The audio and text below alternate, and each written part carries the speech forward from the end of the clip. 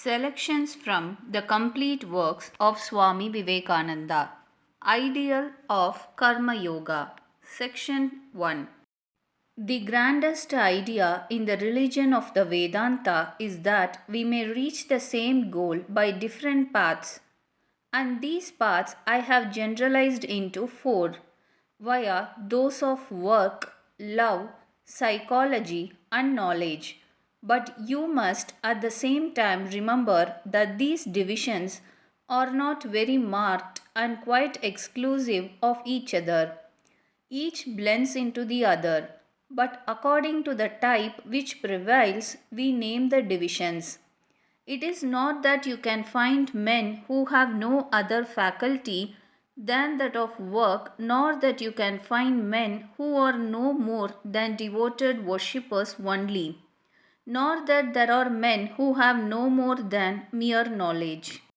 These divisions are made in accordance with the type or the tendency that may be seen to prevail in a man. We have found that in the end all these four paths converge and become one. All religions and all methods of work and worship lead us to one and the same goal. I have already tried to point out that goal. It is freedom as I understand it. Everything that we perceive around us is struggling towards freedom. From the atom to the man, from the insentient, lifeless particle of matter to the highest existence on earth, the human soul. The whole universe is in fact the result of this struggle for freedom. In all combinations, every particle is trying to go on its own way to fly from the other particles, but the others are holding it in check. Our earth is trying to fly away from the sun and the moon from the earth. Everything has a tendency to infinite dispersion. All that we see in the universe has for its basis this one struggle towards freedom. It is under the impulse of this tendency that the saint prays and the robber robs. When the line of action taken is not a proper one, we call it evil, and when the manifestation of it is proper and high, we call it good. But the impulse is the same, and the struggle towards freedom. The saint is oppressed with the knowledge of his condition of bondage and he wants to get rid of it. So he worships God. The thief is oppressed with the idea that he does not possess certain things and he tries to get rid of that want to obtain freedom from it. So he steals. Freedom is the one goal of all nature, sentient or insentient, and consciously or unconsciously. Everything is struggling towards that goal. The freedom which the saint seeks is very different from that which the robber seeks. The freedom loved by the saint leads him to the enjoyment of infinite, unspeakable bliss, while that on which the robber has set his heart only forges other bonds for his soul. There is to be found in every religion the manifestation of this struggle towards freedom. It is the groundwork of all morality, of unselfishness, which means getting rid of the idea that men are the same as their little body. When we see a man doing good work, helping others, it means that he cannot be confined within the limited circle of me and mine. There is no limit to this getting out of selfishness. All the great systems of ethics preach absolute unselfishness as the goal. Supposing this absolute unselfishness can be reached by a man, what becomes of him? He is no more the little Mr. So and so. He has acquired infinite expansion. That little personality which he had before is now lost to him forever.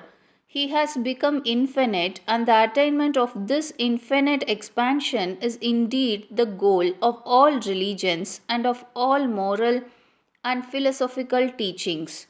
The personalist, which he hears this idea philosophically put, gets frightened.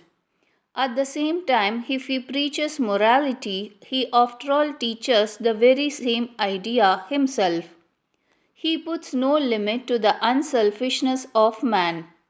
Suppose a man becomes perfectly unselfish under the personalistic system, how are we to distinguish him from the perfected ones in other systems? He has become one with the universe, and to become that is the goal of all. Only the poor personalist has not the courage to follow out his own reasoning to its right conclusion. Karma Yoga is the attaining through unselfish work of that freedom which is the goal of all human nature.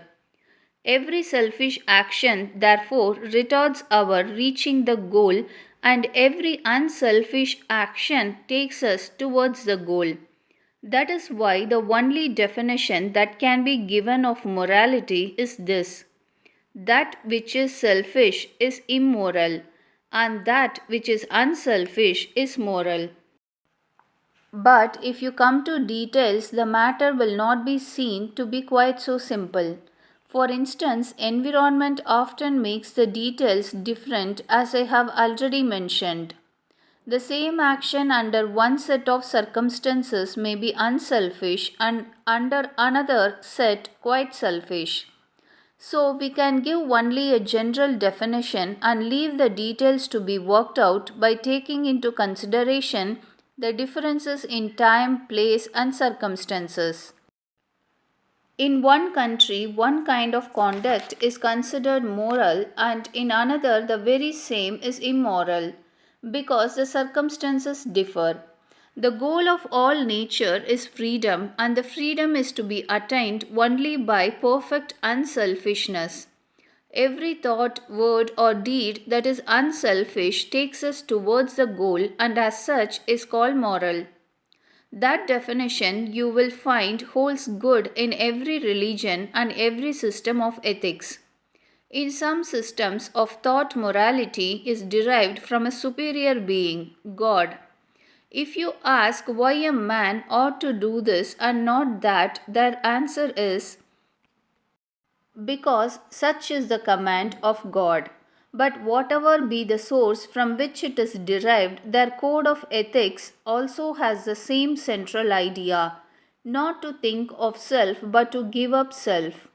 And yet, some persons, in spite of this high ethical idea, are frightened at the thought of having to give up their little personalities. We may ask the man who clings to the idea of little personalities to consider the case of a person who has become perfectly unselfish, who has no thought for himself, who does no deed for himself, who speaks no word for himself, and then say where his himself is. That himself is known to him only so long as he thinks, acts, or speaks for himself. If he is only conscious of others, of the universe, and of the all, where is this himself? It is gone forever. Karma Yoga, therefore, is a system of ethics and religion intended to attain freedom through unselfishness and by good works. The Karma Yogi need not believe in any doctrine whatever. He may not believe even in God, may not ask what his soul is, not think of any metaphysical speculation. He has got his own special aim of realizing selflessness, and he has to work it out himself.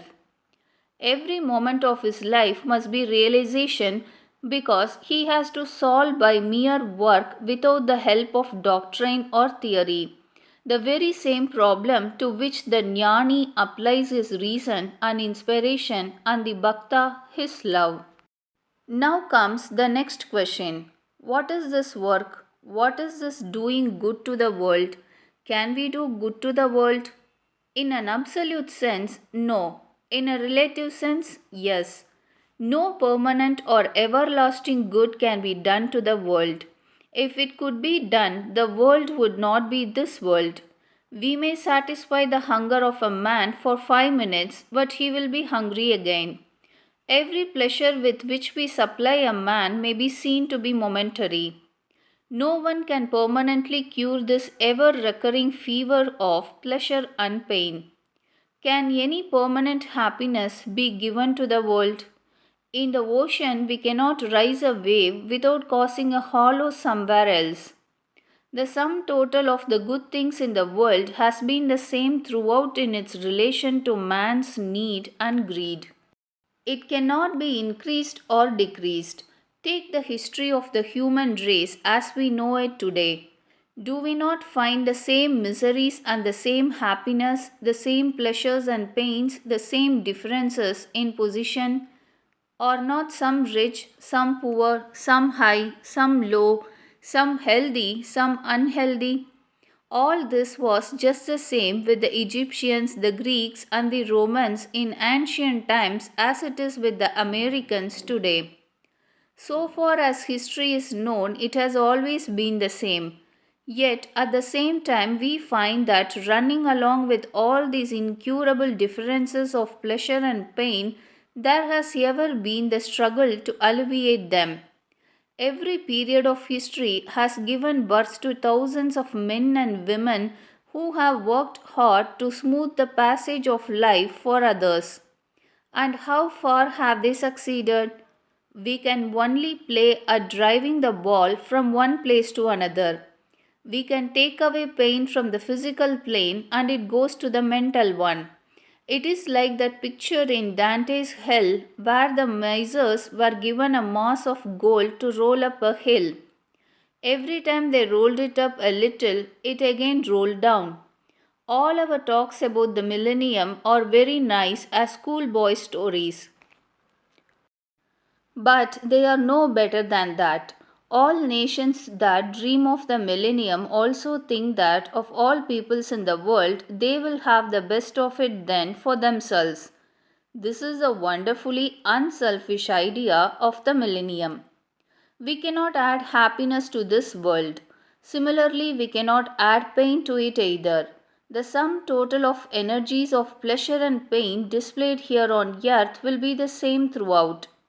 We just push it from this side to the other side and from that side to this, but it will remain the same because to remain so is its very nature. This ebb and flow, this rising and falling is in the world's very nature.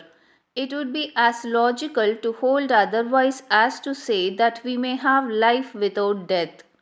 This is complete nonsense because the very idea of life implies death and the very idea of pleasure implies pain. The lamp is constantly burning out and that is its life. If you want to have life, you have to die every moment. Life and death are only different expressions of the same thing looked at from different standpoints. They are falling and rising of the same wave and the two form one whole. One looks at the fall side and becomes a pessimist. Another looks at the rise side and becomes an optimist. When a boy is going to school and his father and mother are taking care of him, everything seems blessed to him. His wants are simple. He is a great optimist. But the old man with his varied experience becomes calmer and is sure to have his warmth considerably cooled down. So, old nations with signs of decay all around them are apt to be less hopeful than new nations. There is a proverb in India: 1,000 years a city and 1,000 years a forest. This change of city into forest and vice versa is going on everywhere, and it makes people optimist or pessimist according to the side they see of it.